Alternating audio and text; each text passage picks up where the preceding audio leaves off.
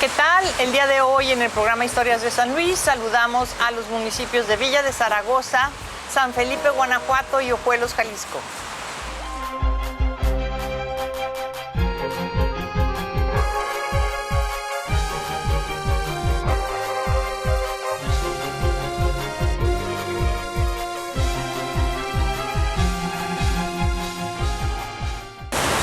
Hoy en el programa Historias de San Luis lo vamos a dedicar a la Alameda de la ciudad de San Luis Potosí y tenemos como invitado especial para este programa a Luis Edgardo Coronado Well. Luis Edgardo estudió leyes en la Universidad Autónoma de San Luis Potosí, hizo una maestría en historia en el Colegio de San Luis y realizó su doctorado en historia en la Universidad de Arizona. Actualmente Luis se desempeña como director del área de proyectos mexicanos en ciencias sociales, Proyectos México en Ciencias Sociales en la Universidad de Arizona. Luis, muchas gracias por estar con nosotros. Te agradecemos mucho tu presencia y aprovechamos que viniste a San Luis Potosí para poder grabar este programa. Y este programa sobre la Alameda que tú haces un espacio que has estudiado muy bien y del cual tienes una publicación, ¿verdad? Así es. Que se llama algo así como La Alameda ante la llegada del ferrocarril. Exactamente. ¿Cierto o no? Así es, doctora. Y que ya tiene 2 ediciones, ¿verdad? Así es. Muy bien. Oye, Luis, a ver, vamos a platicar con nuestro público televidente. Si pudieras platicar un poquito lo que conoces tú sobre la historia de la Alameda. Así es. Bueno, antes que nada, quiero agradecer mucho la invitación por parte de la doctora. Es un gusto estar aquí, compartir con ustedes, con la audiencia de San Luis Potosí, un poquito de mi conocimiento sobre la Alameda potosina y pues también es un gusto reencontrarme aquí con mi ciudad natal. Un poco de la historia es lo que nos cuenta el doctor Alfonso Martínez Rosales, ¿no? Las primeras apariciones de la Alameda en la historia, digamos, es que fue la huerta privada del convento de los Carmelitas, ¿no? Y que pues durante varios siglos pues estuvo construyéndose poco a poco, pero era básicamente dedicada pues al convento de los Carmelitas. Y lo que he visto es en planos, vamos a decir, antes de que fuera parte del convento de los Carmelitas, había una laguna en el centro de lo que hoy denominamos Alameda. Esa laguna estaba alimentada por corrientes que bajaban de la Sierra de San Miguelito y se acumulaban aquí. ¿Tú te recuerdas de esa laguna? Pues sí, he leído un poquito sobre eso, aunque ya para el siglo XIX, que es lo que yo más conozco de este espacio, más que nada existían, pues se hicieron algunos pozos cartesianos en esa época para precisamente hacer un poco de riego ya cuando se había pasado a las manos del gobierno. Bueno, también la historia cuenta, la tradición dice, que para poder hacer aquí una huerta se tuvo que traer tierra de otro lado para poder rellenar todo esto con tierra vegetal, tierra, vamos fértil, a decir, apropiada para el desarrollo de los árboles frutales. Y la huerta dentro del convento, o sea, dentro del espacio del convento carmelita, tenía un propósito muy claro y es que era un espacio para la oración contemplativa, que es algo que practicaban mucho los carmelitas, ¿verdad? Así es. Ajá. Y después, a la hora que vienen las leyes de reforma, es un espacio que queda expropiado y que queda a beneficio de la ciudad. Así es. Bueno, la década de 1850 pues es una década muy complicada para la vida nacional por precisamente todos estos ajustes entre liberales y conservadores. Y eso se nota mucho en el espacio urbano de San Luis Potosí. Ya para 1858 el gobierno federal empieza ya las gestiones para expropiar los terrenos de la antigua huerta de los Carmelitas. Y para 1859 el gobernador Vicente Chicosein la declara paseo público. Es decir, en decreto pues ya se dedica al disfrute para los potosinos. Sin embargo, pues pasan todavía algunos años en los cuales, por motivo de la intervención francesa, pues el espacio todavía no está adecuado como parque. Existen todavía algunos restos de las bardas que existían con la antigua huerta, que todavía no se han demolido para estos años, 1860.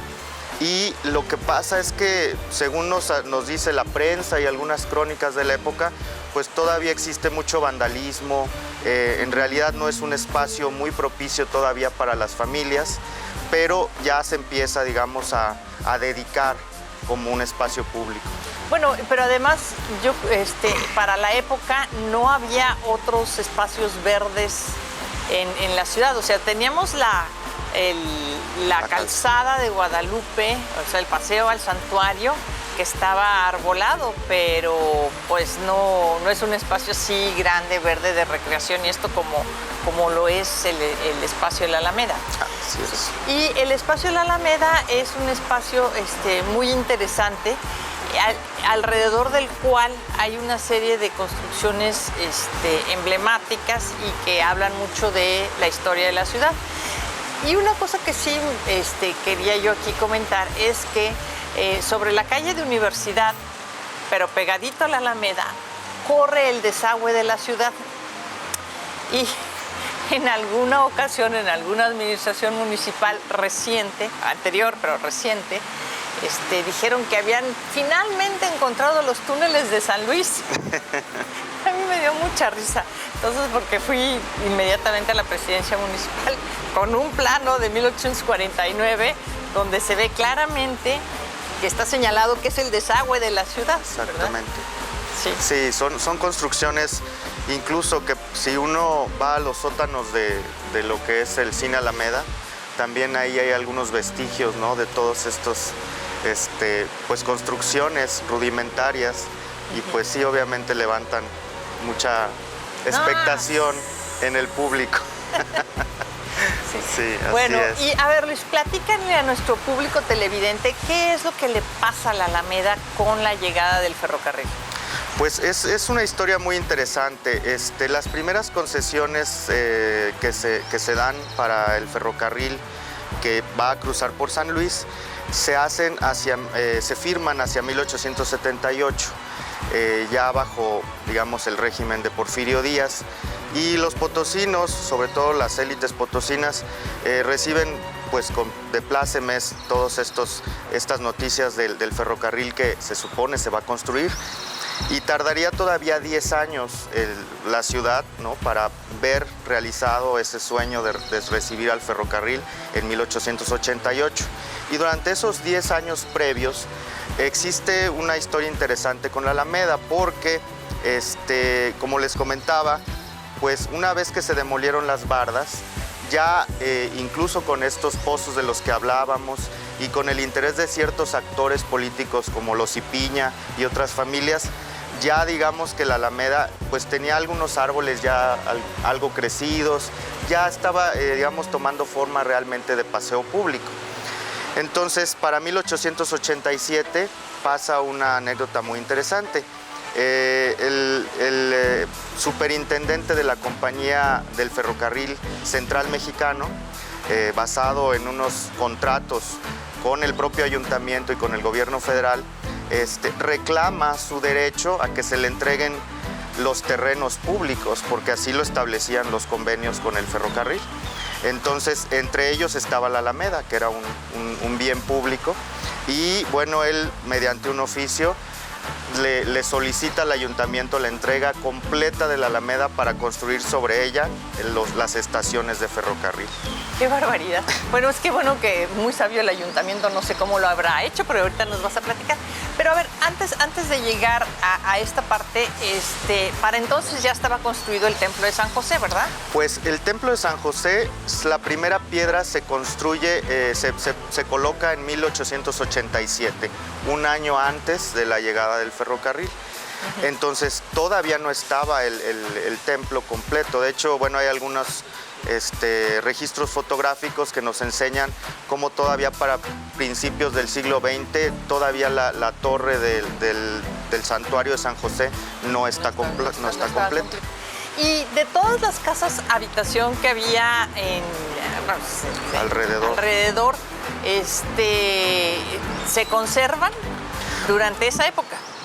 Bueno, algunas sí, y ya, bueno, cuando llega el ferrocarril, cambian algunas su vocación de casas, habitaciones, y se empiezan a establecer algunos hoteles, porque con la llegada del ferrocarril es obvio que, bueno, el tránsito de personas, de carruajes y posteriormente de los tranvías de mulitas que circulaban alrededor de la Alameda, pues hacen que esto sea un lugar de tránsito más que habitacional, aunque sí existían algunos solares que empezaron después a construirse algunas casas muy vistosas.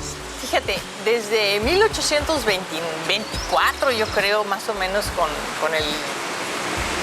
del recién establecida la República Federal, la gente en San Luis decía que San Luis era como el centro económico, comercial, de dinamismo de la República Mexicana. Claro, esto vino a hacerse más patente cuando tuvimos el conflicto con los Estados Unidos, la guerra México-Estados Unidos, que se recorrió la frontera hacia el sur bastante. Y entonces sí, geográficamente San Luis se aproximó más bien a una posición más céntrica, pero en realidad la comunicación de San Luis con el resto de la República no se va a lograr bien, sino hasta la llegada del ferrocarril. Bueno, vamos a un corte y regresamos.